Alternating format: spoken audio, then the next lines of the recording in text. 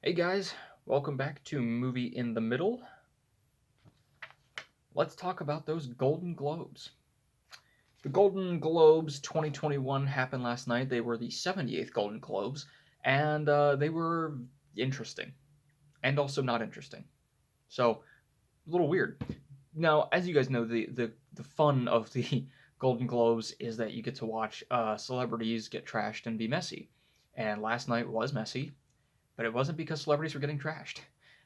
It's very hard. I will say that going into this, that it is very hard to do something where it's virtual, all virtual like this. And props to anybody who was, behind the scenes working all the cameras and doing all the technology because that's got to be very, very stressful for something like this. And we have to be very flexible, and I think forgiving going into something like this. But there were still some weird things about it. So let's talk about it a little bit. Firstly, I do want to talk about a lot of the good things, which um, were most of the actual awards. And I mean, that's what really counts about the award show is what is being given out and who is being given to. And I think for the most part, they actually were pretty good. I mean, I was pretty happy. Anya Taylor Joy won for The Queen's Gambit, which I was super psyched about. That was her first award. Chadwick Boseman posthumously won for Ma Rainey's Black Bottom, and I was very, very happy about that. Of course, it always brings up the question, does passing away help your chances? And it's never really happened that much. My brother and I looked it up last night. It's never really happened that much where somebody was going to be nominated and then passed away in the same year. I don't think it probably helps maybe a little bit because you want to honor that person, but it's not like this wasn't like deserved. Like this was a very deserved role for him to get the award. It was very, very good. Um, and then yeah, and Daniel Kaluuya winning for Judas and the Black Messiah. The Crown took a ton of stuff, and Schitt's Creek, which didn't take as many as I thought it would, but it still took best comedy series, which I was very happy about because I just finished it and I love Schitt's Creek. And Daniel Levy, he gave a nice brief speech. He's I love that man. Yeah, and the fact that they said that for the audience, I just thought, okay, maybe they just have a limited number of celebrities there or whatever it was. But they had first responders in the audience. They invited a bunch of them to be at the Golden Globes, which I thought was really awesome, genuinely. And they invited them to be in two different locations because that's where the Golden Globes took place this year for some reason. They took place on the East and West Coast. I, I don't know why. Maybe to like help with time difference of people wanting to watch it at the same time. I don't know. It was very weird. So let's get in some of the interesting parts of the Golden Globes. One, yes, it took place in two different locations, which is I was very confused because I actually missed the monologue at the beginning. I had to come in late, and I watched it after the fact because we recorded it. But I didn't realize that they were in two different locations. So I'm like, why are they doing a split screen? Aren't they in the same room? So I thought that was really funny. But yeah, the problem with this is it's inherently going to be awkward um, because it's virtual. I mean, the award shows are already awkward. Um, and, a lot of people cringe at even watching them. The only reason I watch them is because I love to celebrate movies, and it gives me like 3 days out of the year when I can really celebrate movies. But they are already awkward. Then you add in that it's got to be all virtual and it's going to be incredibly awkward. Now, the thing is they could have made it less awkward had they not done certain things. Like before the commercials, they would show like the panel of like five TVs with people who were just nominated, and they just had to talk. Like it's all. We are all sick of Zoom. We are all sick of having to do small talk and like talking over each other, and it was just weird, because then they're just sitting there and they're like, "Yeah, I did lose." Like, it's so weird. So the fact that they did that, I get what they were going for is kind of like usually you would just pan to people talking, but it was just weird, and then there was, I mean, even Don Cheadle with his whole wrap it up thing to Jason Sudeikis, which I thought was kind of rude. That was another thing is that they gave people in the beginning a lot of time to talk, like they didn't cut them off. So by the time they got like halfway through, people who won were being cut off after like 10 seconds. Um, I really think they should have just cut people off from the beginning because it would have been a lot more fair and we wouldn't have gotten all that rambling, which everybody hates the rambling. But yeah, so when Jason Sudeikis was talking, I don't think he was talking that long. And he kind of was like, "Nah, it was fine." But Don Cheadle, he made a became a GIF, however you say it, quickly after that, and it's just him going like this. And I'm like, why? What was honestly, like it's understandable that we're all sick of people just talking on Zoom all the time. So maybe that was it. I don't know, but it was a little awkward. Um, yeah, and then as if all the Zoom stuff wasn't bad enough, the fact that Daniel Kaluuya almost didn't get to give his speech because someone forgot to unmute his mic, and I mean that was the very first one, so it was a mistake. But he was like, "You're all doing me dirty. I almost didn't give my speech." Um, he finally did, which was good. Did you know he was British? That's just a side note. I didn't know he's British. That's cool. But so there were all those little things like that. But besides the fact that everything was virtual, the stuff that they had in person was I hated it. The monologue at the beginning was fine.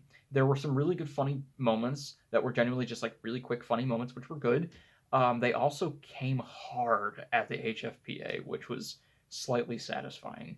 Calling them like for not being diverse enough in a lot of their um, nominations. Well, the nominations, I think some of them were, but some of them were not.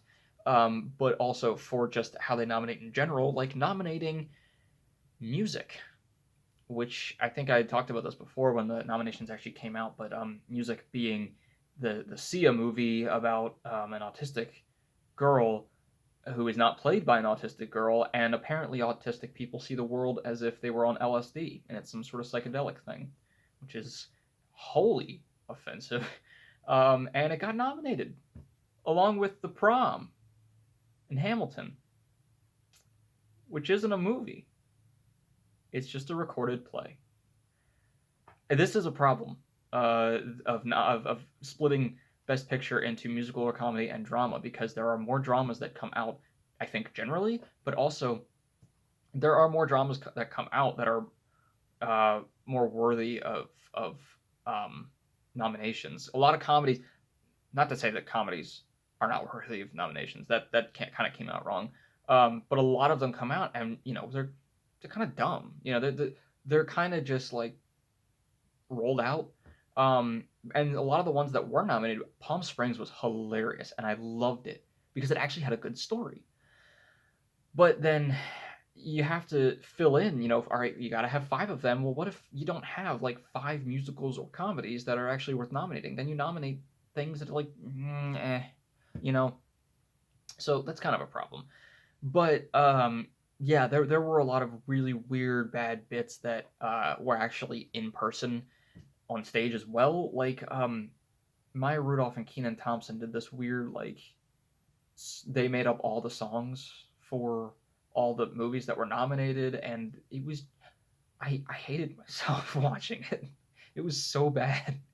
I tell you what, Maya Rudolph is great. She's a great person, and she was great on SNL and everything. But every time she's gotten up there the last couple of years for a bit, not that she writes them, but all of her bits at the Golden Globes and the Oscars the last few years have just made me so cringy. Um, and I mean that kind of falls in line with most bits at these award shows. I did like one, however, that was about interviewing kids and asking them all these different questions, and they have like insanely weird answers to them, which are very funny. But then at the end, they're like, "Who's Chadwick Boseman?" And they're all just like Black Panther, and so that was really cool. I really did like that. Um, yeah, and there were a lot of surprises too in the awards. I didn't really notice some of them just because I hadn't seen those movies or TV shows, but apparently Rosamund Pike winning for I Care a Lot was a big surprise, and Jodie Foster for the Mauritanian, I think is how it's pronounced. Apparently those were big surprises. But and obviously the music nom for Best Picture. But I think the biggest surprise for me personally was Nomadland winning for Best Picture drama. Um, Actually, you know what? I will say it's not so much a surprise because it doesn't surprise me that the Golden Globes would pick that one because they have picked some of the slower ones in the last few years, like Boyhood. But it still, again, was just like, really? Like, it was good. I really like Nomadland, but Best Picture, I don't know. But I did very much appreciate that Chloe Zhao won for Best Director, and I don't think that she had anticipated that that was going to happen. Because she was up against like Regina King and David Fincher and Aaron Sorkin, and so her winning was really awesome because not only was she the first Asian woman to win Best Director at the Golden Globes, I think she was. I think they also said she was the first woman to be Best Director at the Golden Globes. I think, um, and so that was really awesome, and the fact that again there were 3 women nominated for Best Director. Um, it shows a lot of progress. Again, it gets into the whole aspect of like we shouldn't nominate people just to nominate people. It should be deserved, but all of them were very deserved. So, the Golden Globes were interesting. They were simultaneously very weird and also really boring. But personally, I think boring would have been better. I wish sometimes that they would just be like, look, let's just present the awards, and that's it. Let's not try to make anything funny or anything weird. Yes, it might be a lot less entertaining, but then you don't run the risk of anything being like trashed the next day. You don't run the risk of it being like this was really weird or terrible. It was just a little boring. It was just kind of regular. But hey, we did our job and we went home. With something like this, I think it would have been better just to do it straight, not do any stupid bits or anything like that, and it might have turned out better. Like Joaquin Phoenix, he walks on stage and he goes, "Here are the noms." He does not mess around. He walks on in a hoodie. He was always wearing that hoodie, and so I think that doing it straightforward might have been better. It would have been better for them, but they were still fun here and there. They still had some good jokes, and where it really counted, which was the actual awards and who won, I think they actually, for the most part, and for the HFPA, did a good job in picking. Not so much for the nominations, but maybe for the winners after kind of painting themselves into that corner. So, let me know what you thought of the Golden Globes if you watched them. Let me know what you thought of the noms and who won, and let me know how much you cringed at home watching all of it. And look forward to some more awards stuff. We have in 2 weeks the Oscar nominations coming out, and I'll be doing a live reaction to looking at all of those. Yeah. Oh, and also really quickly, I've decided that I'm going to be doing my end of 2020 top 10 that I've been like kind of squeezing all these mini movie reviews in for. I'm just going to do it on Friday. I'm going to come out with that because I'm not sure when I'm going to be able to do like an official video for a while with editing and everything. So I'm just going to do it, chalk it up to a really weird year. And yeah, and we'll get to see what my top 10 were. I got to watch almost all the ones that I wanted to. I think it's going to be pretty good, though. I'm really excited because I got to catch up a lot. So this will be pretty good. And as always, keep your hopes high, your stress low, and movies right in the middle. I'll see you guys later.